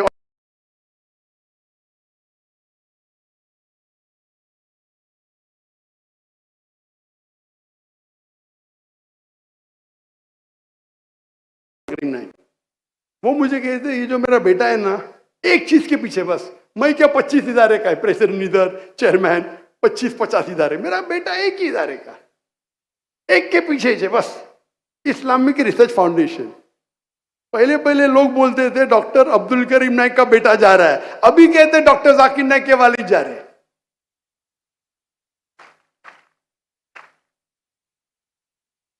अगर आप अल्लाह सेंटर्ड है, अल्लाह आपको सारी नियामत देगा। आपको लोग के पीछे भागने की जरूरत ही नहीं, लोग आपके पीछे भागेंगे। अल्लाह पे यकीन करो, अल्लाह की इबादत करो, अल्लाह पे तवक्कुल करो। अल्लाह आपके साथ है तो दुनिया में कोई भी आपका बाल नहीं बांका कर सकता है।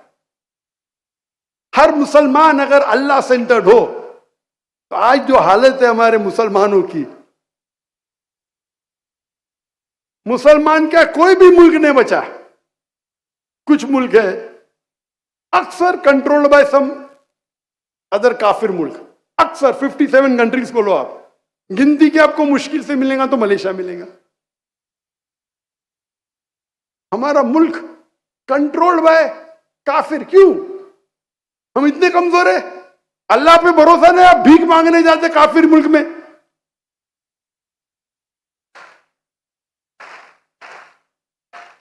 इसे कहते हैं ईमान की कमजोरी। अगर भीख मांगना है तो अल्लाह के सामने मांगो ना। ये हालत हमारे मुसलमान की है। गाजा में हम 57 कंट्री मुंह भी नहीं खोल सकते। 1 साल हो गया।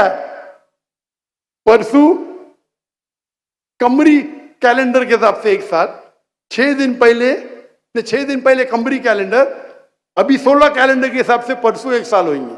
क्या किया? अगर हम अल्लाह पे यकीन करेंगे, हमें अभी मालूम पड़ रहा है कि पूरे दुनिया में एक ही मुल्क है जो फ्री है, वो है पैलेस्टाइन, गाजा। बाकी सब मुल्क ऑक्यूपाइड है, ऑक्यूपाइड। ये वक्त नहीं है गाजा के बारे में बात करने के लिए, वक्त काफी हो गया है। मैंने एक तकरीर की 15 point action plan for the Muslim Umma for the Palestine cause. हम अल्लाह सेंटर्ड पे आते, सबसे बेहतरीन मिसाल अल्लाह सेंटर्ड की है हमारे आखिरी रसूल मोहम्मद सल्लल्लाहु अलैहि वसल्लम। सबसे बेस्ट मिसाल। अगर किसको आपको फॉलो करना चाहिए, कोई भी इंसान को, सबसे बेहतरीन इंसान मोहम्मद सल्लल्लाहु अलैहि वसल्लम, हमारे आखिरी रसूल, हमारा आखिरी नबी। वो सबसे बेस्ट मिसाल है अल्लाह सेंटर्ड की। उसके उनके पैर के ऊपर दुनिया थी। लोग कहते थे हम तुमको सबसे अमीर इंसान बनाएंगे अरब वर्ल्ड की। अल्लाह के रसूल ने कहा आप मुझे सूरज एक हाथ में दो, चांद एक हाथ में दो, फिर भी मैं तौहीद का रिसाला नहीं छोड़ूंगा। अगर मैं सिर्फ एक तकरीर करूं, मुसलमान क्या कहते अगर उसको बाजू रखे, गैर मुस्लिम क्या कहते हमारे रसूल के बारे में, आप अगर पढ़ेंगे, जॉर्ज बर्नार्ड शॉ कहते थे कि what a wonderful man, Muhammad सल्लल्लाहु अलैहि वसल्लम के बारे में कहते, what a wonderful man, more than being an anti Christ, he is the saviour of humanity. क्या महान इंसान थे मोहम्मद सल्लल्लाहु अलैहि वसल्लम। वो ईसा अलैहिस्सलाम के खिलाफ नहीं थे, दुनिया के सेवियर थे, दुनिया को बचाने के लिए आए थे।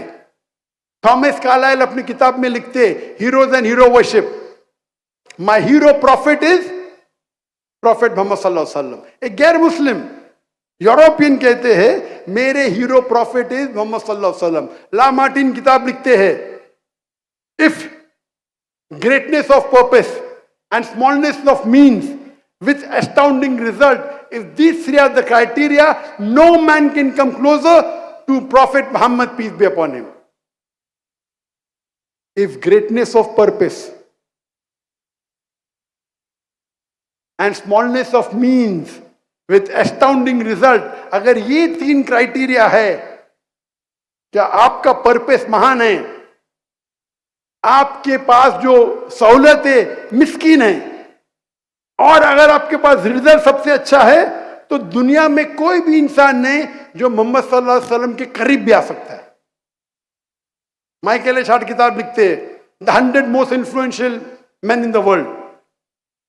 क्रिश्चियन है, नंबर 1 मोहम्मद सल्लल्लाहु अलैहि वसल्लम। वो कहते हैं बहुत से लोग चौंक जाएंगे मेरे रिसर्च पे बहुत से लोग मेरे बात को नहीं मानेंगे, लेकिन अगर कोई भी एक शख्स है जो रिलीजियस था और सेक्युलर था, वो मोहम्मद सल्लल्लाहु अलैहि वसल्लम है।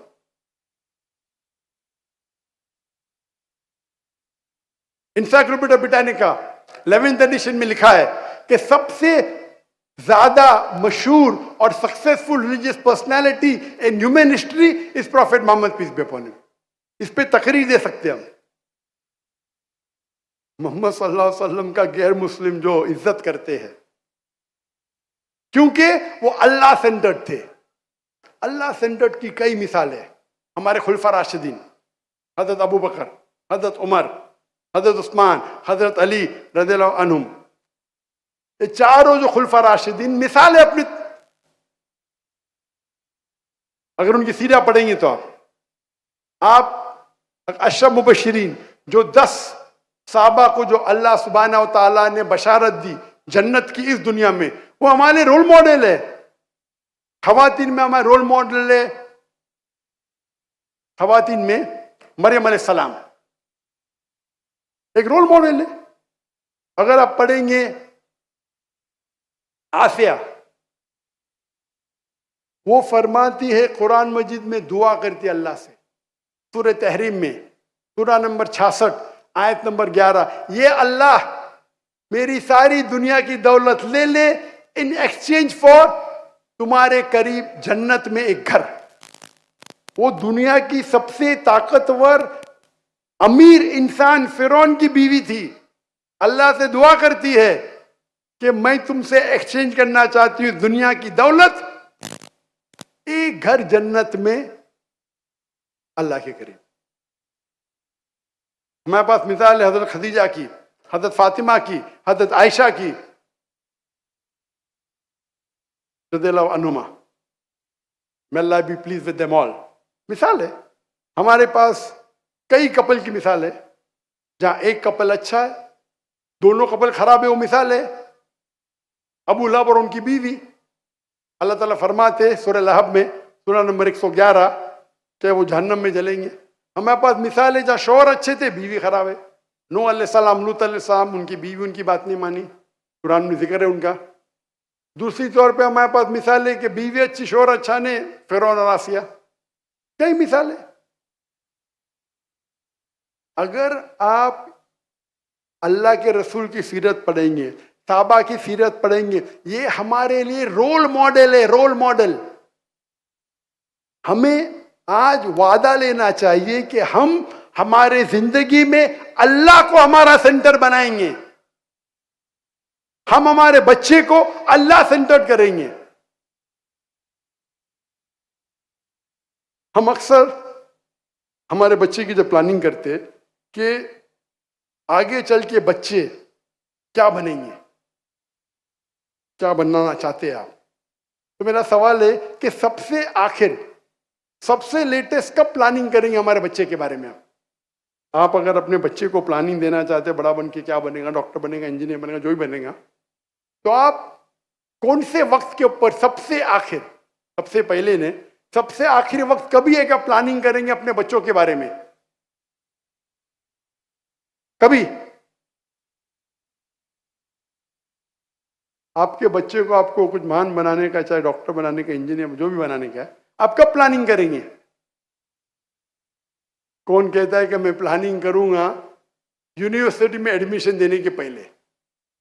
कौन कहता है कि मैं कॉलेज में डालने के पहले प्लानिंग करूंगा, कौन से कॉलेज में डालूंगा उस तरीके से मैं इंजीनियर डॉक्टर बनाऊंगा? कौन कहता है कि मैं स्कूल में डालने के पहले करूंगा? एक शख्स मुझे कहता मैं तो पैदा होने के साथ ही प्लानिंग करूंगा। इस्लामिक नुक्ते नजर से अगर आप सोचेंगे, इस्लामिक नुक्ते नजर से आप सोचेंगे तो इस्लामिक तरीका कब है? सबसे आखिर में, सबसे पहले जब आप अपनी बीवी को चुनते हैं, जब आपने आपके शोहर को चुनते हैं। क्योंकि आप जब अपनी बीवी को चुनते हैं या शोहर को चुनते हैं, उस वक्त आखिरी वक्त है जब आप प्लानिंग करेंगे आपके बच्चे को क्या बनाना है। अगर आप मॉडल बनाना चाहते हैं तो मॉडल बीवी से शादी करेंगे, अगर दाई बनाना चाहता है तो दाई बीवी से शादी करेंगे। माशाअल्लाह 31 साल पहले जब मैंने चुना मेरी बीवी को, तो मेरी अहलिया को भी मैंने चुना कि दाइया होना चाहिए। मैं चाहता था मेरे बच्चों को दाई बनाए। अल्लाह के रसूल फरमाते सही हदीस में कि एक इंसान जब अपने लिए जोड़ा ढूंढता है, चाहे शोहर के या बीवी को ढूंढता है, तो 4 चीज देखता है: दौलत, ब्यूटी, नोबिलिटी और वर्च्यू, दीन। सबसे बेहतरीन है दीन। आप ब्यूटी देख सकते, दौलत देख सकते, नोबिलिटी कौन से खानदान से देख सकते, लेकिन सबसे बेहतरीन है दीन। तो मेरी क्राइटेरिया सिर्फ दीन ही था। अरे खाली दीनदार नहीं मिलती, उसके साथ ब्यूटी कहां ढूंढू ना। ऐसे ही दीनदार लड़की नहीं मिलती, 3 साल लग गए मुझे एक मिलने को। वो भी मेरी बहन ने बोली एक है भाई दाई है, मिल रही नहीं। पहले क्राइटेरिया में बोल्ड, कोई मिलता ही नहीं दाई। ये मैं 1990 की बात कर रहा है। ढूंढते ढूंढते 3 साल हो गए, तो दूसरे शहर में पूना में मिली।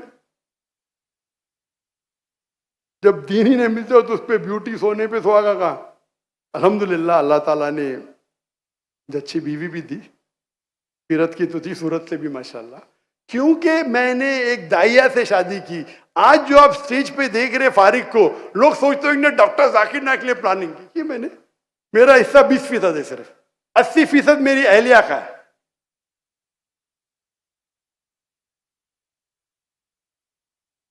मुझे कोई शर्म नहीं इसके बारे में कहने के लिए। अल्लाह के रसूल फरमाते हैं कि माँ के पैर के नीचे जन्नत है। मेरा सपोर्ट था, लेकिन अगर क्रेडिट जाता है 100% में से मुझे कम से कम 20 मार्क्स तो मिलना चाहिए। 20 तो लूंगा मैं, लेकिन 80 मार्क्स जाएंगे मेरी अहलिया को। वो भी आने वाली थी इस ट्रिप में, और वो तकरीर सिर्फ खवातीन में करती है, लेकिन कुछ मजबूरियात की वजह से वो डिले हो गए। इंशाल्लाह लाहौर में चंद दिन बाद आएंगी। उनका भी वीज़ा लग गया, लेकिन 2-3 हफ्ते पहले मेरी बेटी को बेटा हुआ, तो मैं नाना बन गया। तो उसके वजह से मेरी अहलिया को आने में ताखीर हो गई। उसके भी कई लेक्चर्स ऑर्गेनाइज हो गए थे माशाल्लाह। तो प्लानिंग के लिए सबसे आखिर में आप प्लानिंग करेंगे कब? जब आप अपनी बीवी चुनेंगे, शोहर चुनेंगे, उस टाइम आपकी प्लानिंग शुरू होती है। और आप देखो कि आप इस्लामिक इदारे में डालिए, देखो क्या आपके बच्चों के दोस्त अच्छे होना चाहिए, दीनदार होना चाहिए, अल्लाह पे भरोसा करने वाले होना चाहिए, अल्लाह के करीब होना चाहिए। ऐसे इदारे से जुड़ जाने दो जो कुरान और हदीस के बारे में बात करे। फिर आप देखेंगे कि वो बच्चा जो आपका है अल्लाह सेंटर्ड होगा।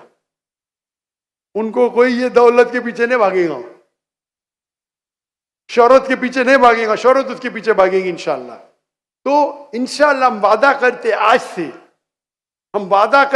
से, क्या इंशाल्लाह हम आज से कम से कम, कुछ लोग तो ऑलरेडी होंगे, हम आज से कम से कम अल्लाह सेंटर बनेंगे। हाँ के नहीं? इंशाल्लाह माशाल्लाह। आस्ते आस्ते, अभी में भी 2% हो, फिर 4% हो। मैं नहीं चाहता हूं कि एक साथ में छलांग लगाए, मैं नहीं चाहता हूं कि बदहजमी हो जाए। धीरे धीरे, एज लॉन्ग एज आपका डायरेक्शन अल्लाह की तरफ होगा। कुछ लोग फास्ट दौड़ेंगे, कुछ लोग कम दौड़ेंगे। अल्लाह को आपका पार्टनर बनाओ, अल्लाह को आपका गाइड बनाओ, अल्लाह को आपका रहनुमा बनाओ। इंशाअल्लाह अल्लाह आपके साथ है तो कोई भी आपको शिकस्त नहीं दे सकता है। आपको डर ही नहीं रहेगा, आपको मौत का खौफ नहीं रहेगा। आज तो देखते मुसलमान की हालत, अल्लाह के रसूल फरमाते एक वक्त आएगा जब मुसलमान पे सब लोग झपटेंगे। तो साहबा पूछते क्यों, क्या मुसलमान कम तादाद में होंगे? तो अल्लाह के रसूल नहीं, मुसलमान तो बहुत तादाद में रहेंगे, लेकिन छाक की तरह रहेंगे। आज मुसलमान 25 से 26% है, 2 बिलियन। हमको लोग तो फुटबॉल की तरफ मानते, क्यों? हमको अल्लाह पे यकीन ही नहीं, अल्लाह पे यकीन ही नहीं। अल्लाह के रसूल की हदीस सही आ रही है, अल्लाह ने हमें दौलत दी है। We have got the black gold. आज की तारीख में सबसे रिचेस्ट मैन मेरे हिसाब से मुसलमान है। ये बिल गेट्स और इलॉन मस्क एक हिस्से में रखेंगे, इतने रिच है, इतनी दौलत है उनके पास। ये फॉब लिस्ट में मत जाओ, लेकिन दौलत की वजह से हम अल्लाह से दूर हो गए। ये दौलत ने हमें अल्लाह से दूर किया। अल्लाह, आप देखेंगे अल्लाह के रसूल ने क्या छोड़ा हमारे लिए? क्या दौलत छोड़ी? क्या छोड़ी? साहबा छोड़े हमारे लिए, मैन पावर। हजरत उमर रज़ियल्लाहु अन्हु पूछते साहबा से, आप अल्लाह से क्या दुआ करेंगे? इन्हों कमरे में जगह, आप अल्लाह से क्या दुआ करेंगे ताकि हम दावत कर सके? एक साहबा उठ के कहते कि मैं अल्लाह से कहूंगा ये कमरा पूरा सोने से भर जाए ताकि मैं वो सोने को इस्तेमाल करूंगा दावती मैदान में। हजरत उमर फरमाते इससे अच्छा पूछो। अच्छी बात है, वो नहीं कहते सोने में खिसे में डालूंगा, मैं सोने के इस्तेमाल करूंगा दावत का में। अच्छी बात है। हजरत उमर फरमाते और अच्छा, और अच्छी दुआ करो। एक साहबा उठ के कहते कि मैं अल्लाह से दुआ करूंगा कि ये कमरा हीरे जवाहरात से भर जाए ताकि मैं वो खर्चा करूं अल्लाह के नाम में। हजरत उमर फरमाते और अच्छा फरमाओ, और अच्छी दुआ करो। तो साहबा कहते या अमीरुल मोमिनून, इससे अच्छी दुआ क्या हो सकती? हजरत उमर फरमाते मैं अल्लाह से दुआ करूंगा कि ऐसे साहबा पैदा करे जब मास इब्न जमल, अब्दुर्रहमान अल-औफ, क्या कि वो दीन को फैला सके। Man power, not money. हमको सोने की जरूरत नहीं, काले तेल की जरूरत नहीं, हमें अच्छे तकवे वाले मुसलमान की जरूरत है। अल्लाह सुब्हानहू तआला से दुआ करते कि अल्लाह ताला हमें हिदायत दे, हमें कमजोर ना बनाए, हमें अल्लाह की हक की बात करने के लिए हिदायत दे डंकी की चोट पे, और हम अल्लाह के पैगाम पे, कुरान मजीद और अल्लाह के रसूल की हदीस पे अमल करें। वाखिर दावाना अल्हम्दुलिल्लाह रब्बिल आलमीन। तो नाज़रीन किराम, आप लोगों ने डॉक्टर ज़ाकिर नाइक साहब का लेक्चर सुन लिया। बहुत अहम ख़िताब उसने किया, और उस बयान का ख़ुलासा ये है कि अगर आप चाहते हो कि आपकी तिजारत और बढ़ जाए, आप तिजारत में कामयाब हो जाए, तो आप इस्लाम को फॉलो करो। अगर आप चाहते हो कि आपके देश के अंदर, आपके मुल्क के अंदर अमन कायम हो जाए, तो आप इस्लाम को फॉलो करो। अगर आप चाहते हो कि आप अच्छे हुक्मरान बने, तो आप इस्लाम को फॉलो करो। अगर आप चाहते हो कि आपके दिल में सुकून पैदा हो जाए, तो आप इस्लाम को फॉलो करो। इस्लाम के अंदर अल्लाह रब्बुल इज़्ज़त ने राहत और चैन रखा हुआ है। अगर आप चाहते हो कि आप ऐसे इंसान बने कि पूरी इंसानियत के लिए आप रहमदिल आदमी बने, तो आप इस्लाम को फॉलो कर लो। तो डॉक्टर ज़ाकिर नाइक साहब ने बड़े ही ज़बरदस्त अंदाज के साथ, मुदल्लल होकर दलाइल के साथ ये बात वाज़ेह की कि इस्लाम के अंदर कामयाबी है। पूरे बयान का ख़ुलासा ये है। बहुत सी बातें आप लोगों ने सुन ली, इसका मतलब ये है कि इस्लाम के अंदर चैन है, सुकून है, राहत है।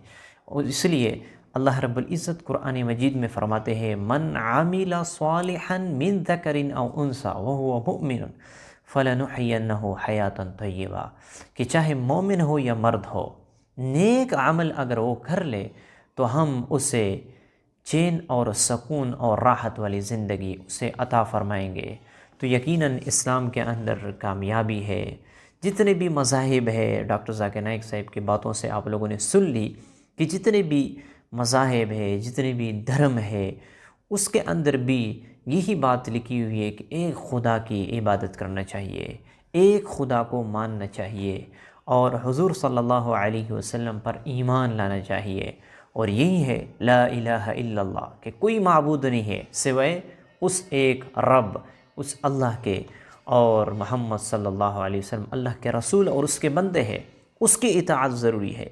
तो अगर आप कामयाबी चाहते हो तो आप सिर्फ़ एक अल्लाह की इबादत करें, उससे मांगे, उसको पुकारे, और हुज़ूर सल्लल्लाहु अलैहि वसल्लम की इत्तिबा करें, इसकी बातों पर आप अमल कर ले। उसने जो हिदायत रहनुमाई उम्मत को की है, इसके मुताबिक अगर आप ज़िंदगी गुजारेंगे तो आप कामयाब होंगे। तो उम्मीद करता हूँ आप लोगों को ये लाइव पसंद आ चुका होगा। अगर आप लोगों को ये लाइव पसंद आ चुका है तो ज़रूर चैनल को सब्सक्राइब कर लें। मिलते हैं इंशाल्लाह नेक्स्ट वीडियो में, तब तक के लिए इजाज़त चाहता हूँ। अस्सलामु अलैकुम।